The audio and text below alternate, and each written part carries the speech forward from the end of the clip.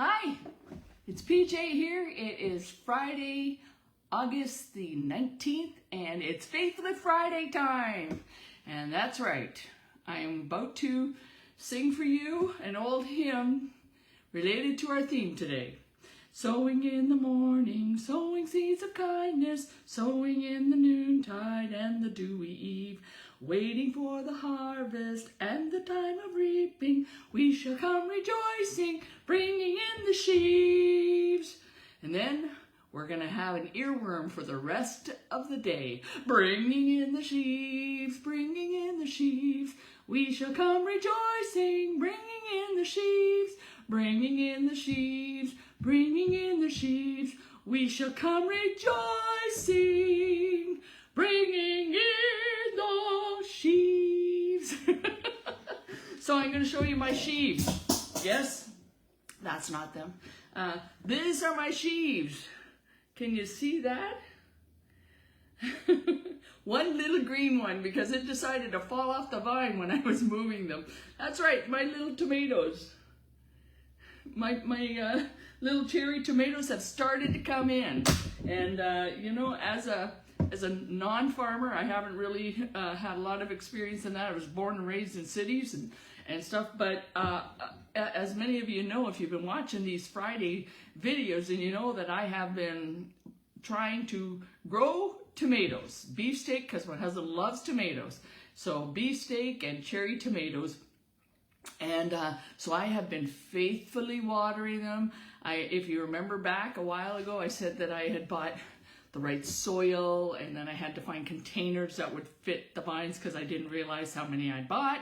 And then I fertilized them, and I watered them, and watched videos about how to grow them well, and it said to remove the suckers, and I was like, how many do I remove? And I still don't know. I'm just taking a chance that when I see the little flowers, I try and avoid anything on where they are and take off the ones below, and hopefully I'm doing it right. But at least I've got some growing, and my harvest is coming in, and it's that time of year, I guess, from what I see. And yes, I even water them with my watering can or with the hose, and but I'll tell you a funny story. This week, without any warning, I was doing some work here in my office, and all of a sudden I could hear sort of a rumbling, and they had said there was a possibility of pop-up showers. Now, my mom had called, and she was on the phone talking to me, and she said, oh, where we are, she said the clouds are so dark, and it looks like it's going to rain anytime. I said, really? I looked out my office window here, and I said, it's sunny here. It's really lovely. And then I heard a rumble. And hi, Marilyn. I heard a rumble outside.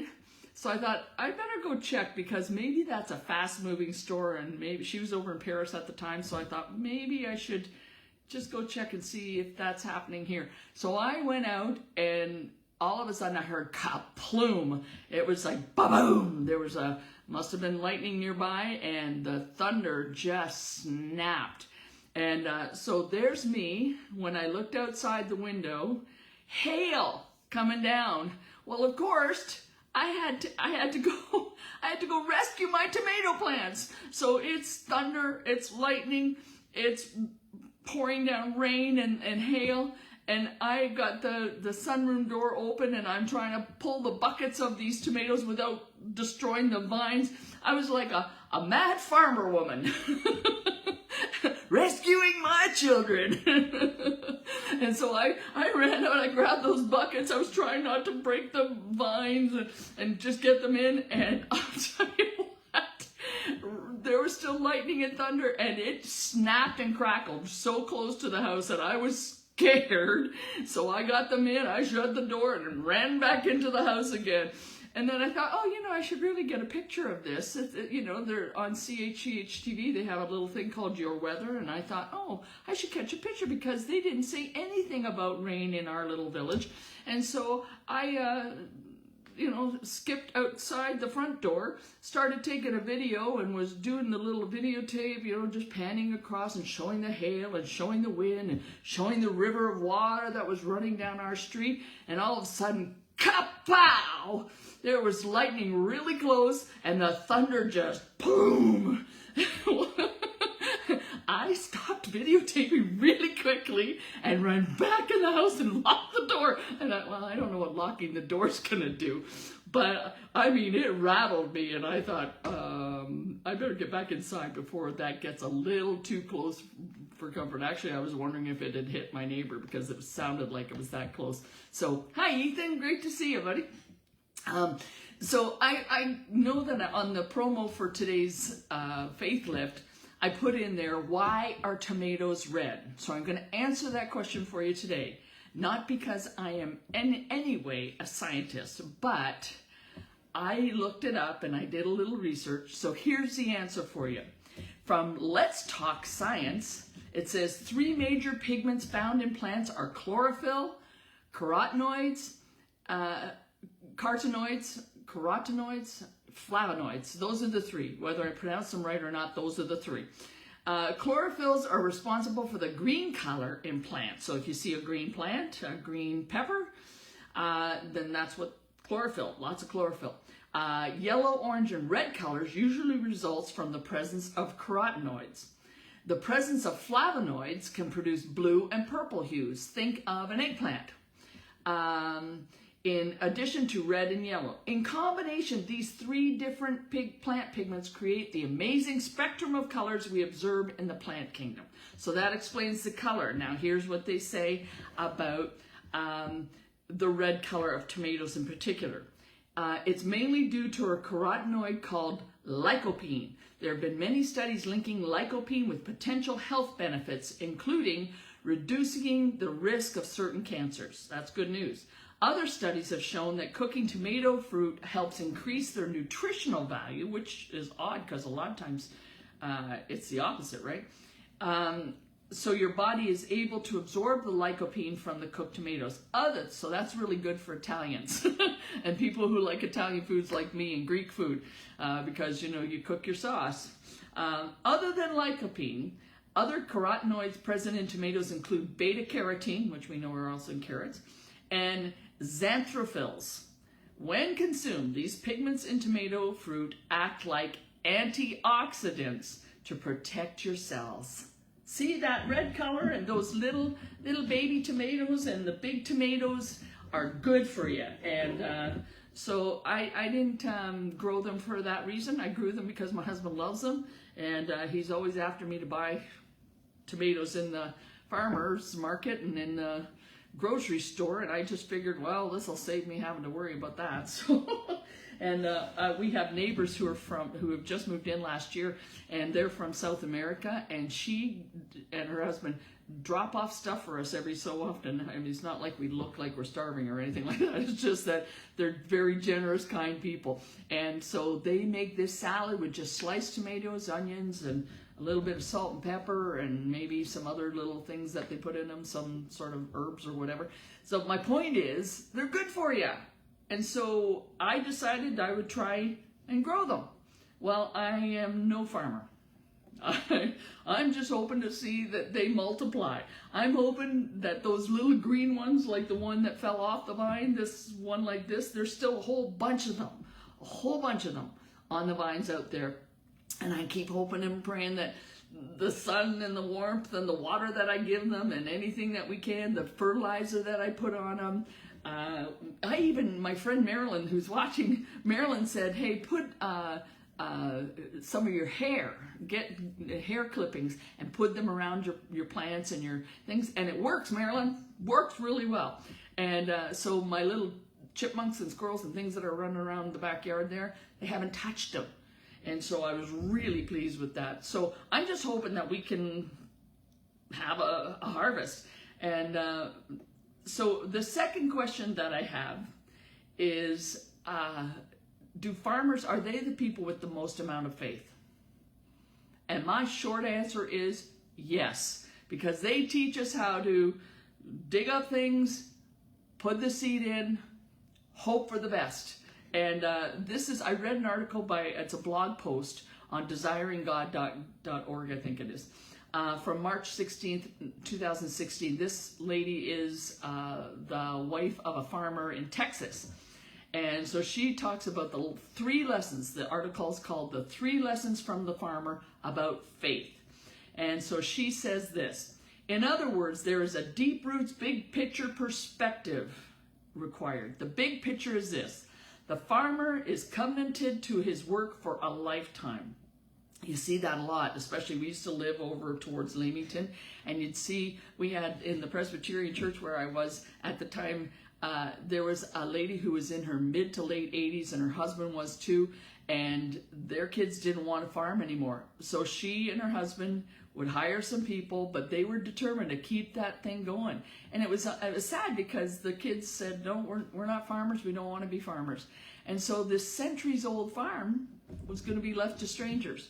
Anyways, so this lady, Christine Hoover, she says this: he works his land with the yearly harvest ever before him. Every investment in equipment, every decision regarding the precise planting time, every weed uprooted, all of it's done with the harvest in mind.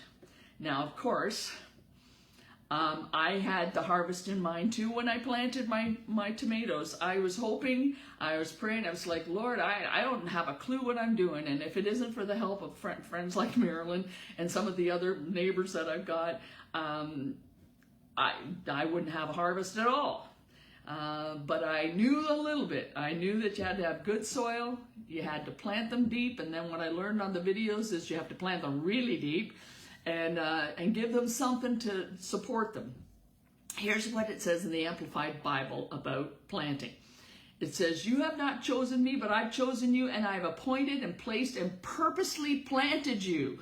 This is Jesus talking. This is God speaking through the apostle. And this is through Jesus, rather, in John chapter 15, verse 16. Jesus is talking to his disciples. He said, I chose you. Jesus often, when he was going by somebody, he'd say, come follow me, come follow me. And in that rabbinical culture where rabbis, you hope to be one of the students of the rabbi, but if you weren't quite good enough, nope, sorry, didn't make the cut. But in this, Jesus is saying, I chose you, and I've planted you. I've got a purpose for your life. And it goes on to say in the Amplified version, so that you would go and bear fruit and keep on bearing, and that your fruit will remain and be lasting. In whatever you ask of the Father in my name as my representative, he will give it to you. That's what it says in John 15 from the words of Jesus.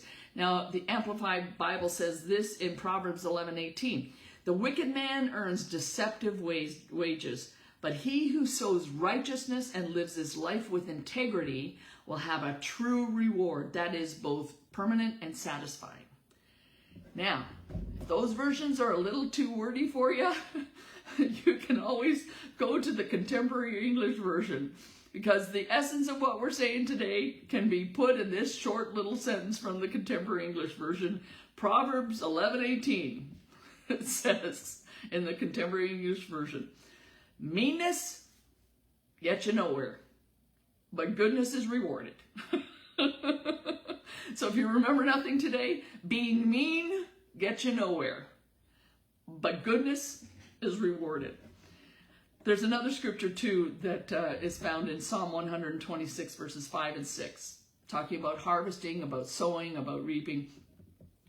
And it's a psalm where the psalmist is talking about how, you know, we just hope for deliverance. We were praying and we were crying out to God.